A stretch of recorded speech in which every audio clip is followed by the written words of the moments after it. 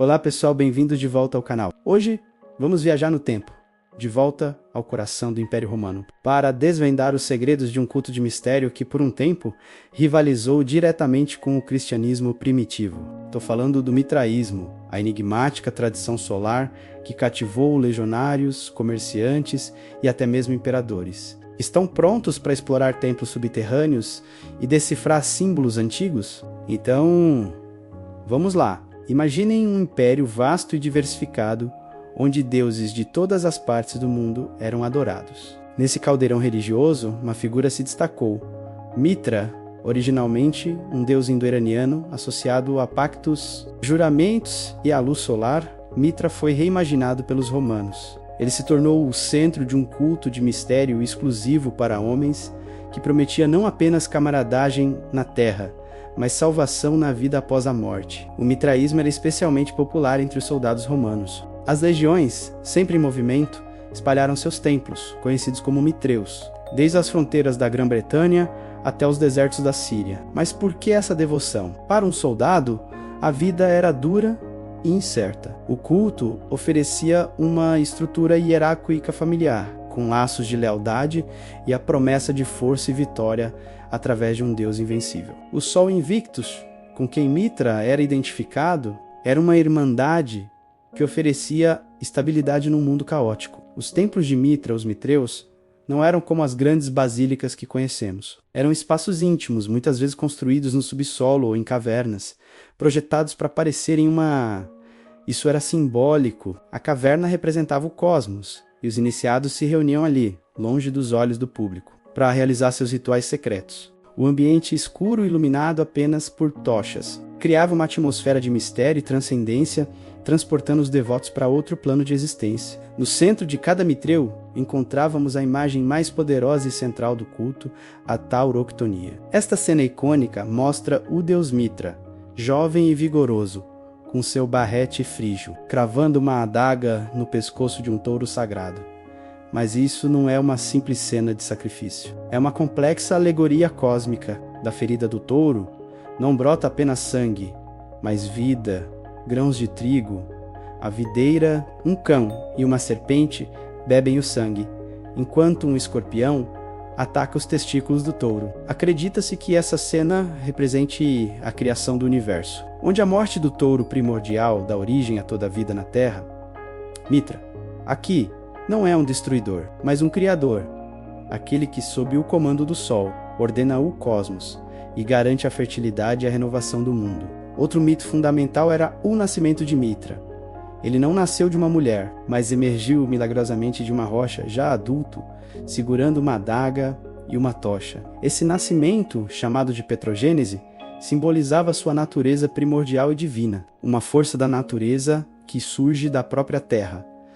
E quando isso era celebrado? Muitas evidências apontam para o dia 25 de dezembro, o solstício de inverno no calendário romano, o dia do nascimento do Sol Invicto. Soa familiar, vamos guardar essa informação. Para se tornar um seguidor de Mitra, era preciso passar por uma jornada espiritual. O culto tinha 7 níveis de iniciação, cada um associado a um corpo celeste e protegido por uma divindade. Começava-se como Corax, o corvo, associado a Mercúrio, e subia-se por Ninfus, o noivo, Maias, o soldado, Leo, o leão, Persis, o persa, Heliodromos, o corredor solar, até atingir o grau mais alto, o Peiter, o pai associado a Saturno. Cada nível envolvia provações e rituais que testavam a coragem e a lealdade do iniciado, revelando gradualmente os segredos do culto. Era uma escada simbólica para a ascensão da alma, através das esferas planetárias, até a eternidade. Um dos rituais centrais, além da iniciação, era o banquete ritual. Após a cerimônia, os membros se reuniam em bancos de pedra que ladeavam o corredor principal do mitreu e compartilhavam uma refeição sagrada de pão e vinho.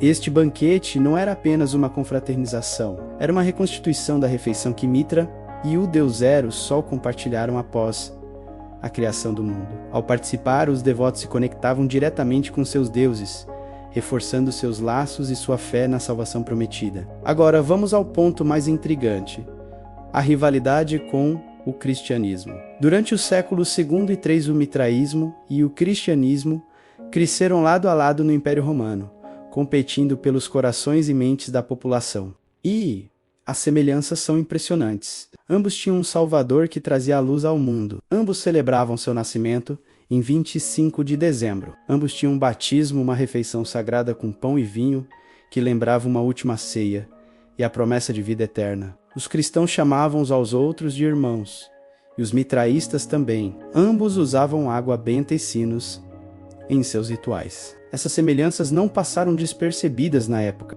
Pais da igreja, como Justino Mártir, acusaram o mitraísmo de ser uma imitação diabólica dos rituais cristãos, uma tentativa do mal de copiar e corromper a verdadeira fé. No entanto, muitos desses elementos, como o banquete sagrado e o simbolismo solar, já existiam em tradições muito mais antigas, e é mais provável que ambos os cultos tenham se inspirado em um reservatório comum de ideias religiosas da época. Mas as diferenças eram igualmente cruciais, e no final, decisivas. O mitraísmo era exclusivo para homens, o que limitava enormemente seu apelo popular. O cristianismo, por outro lado, acolhia todos: homens, mulheres, escravos e livres. Essa inclusividade foi um fator-chave para sua rápida expansão. Além disso, o mitraísmo era um culto de mistério, com ensinamentos secretos. O cristianismo era uma religião revelada, com escrituras abertas e uma mensagem pública que buscava ativamente converter novos seguidores. A história de Jesus, um homem que viveu, sofreu e morreu entre as pessoas, era talvez mais acessível e emocionalmente ressonante para as massas do que a figura mítica e cósmica de Mitra nascendo de uma rocha. Então, o que aconteceu com o poderoso culto de Mitra? Seu destino foi selado pela ascensão do cristianismo. No século IV, o imperador Constantino se converteu e o cristianismo começou a receber o apoio do Estado. Em 391, o imperador Teodósio tornou o cristianismo a religião oficial do império e proibiu todos os cultos pagãos. O que antes era uma competição se tornou uma perseguição. Os mitreus foram abandonados, destruídos ou, em muitos casos, intencionalmente substituídos por igrejas. A Basílica de São Clemente, em Roma, é um exemplo famoso sob a igreja atual. Há uma basílica do século IV e abaixo dela um mitreu do século I, perfeitamente preservado. O cristianismo literalmente se construiu sobre as ruínas de seu antigo rival. O mitraísmo desapareceu da história, deixando para trás apenas seus templos silenciosos e seus relevos enigmáticos. Sem um corpo central de escrituras, muitos de seus segredos se perderam para sempre. Hoje, tudo o que sabemos vem da arqueologia e dos escritos de seus adversários cristãos. Mas o estudo do mitraísmo nos oferece uma janela fascinante para a paisagem religiosa do mundo antigo. Ele nos lembra que a história não é uma linha reta e que o triunfo do cristianismo não era inevitável. Por um momento, nas sombras do Império Romano, um Deus nascido de uma rocha, que matou um touro para criar um mundo, ofereceu uma visão alternativa de fé e salvação que cativou milhares de pessoas. E assim terminamos nossa jornada ao mundo secreto do mitraísmo. Uma religião complexa, cheia de simbolismo e mistério, que nos mostra como as ideias religiosas viajam, se transformam e competem. O que vocês acharam mais fascinante? As semelhanças com o cristianismo, os rituais secretos? Deixem seus comentários aqui embaixo, eu adoraria saber a opinião de vocês. Muito obrigado por assistirem até o final. Se você gostou deste mergulho na história, não se esqueça de deixar o seu like, se inscrever no canal e ativar o sininho para não perder os próximos vídeos. Até a próxima!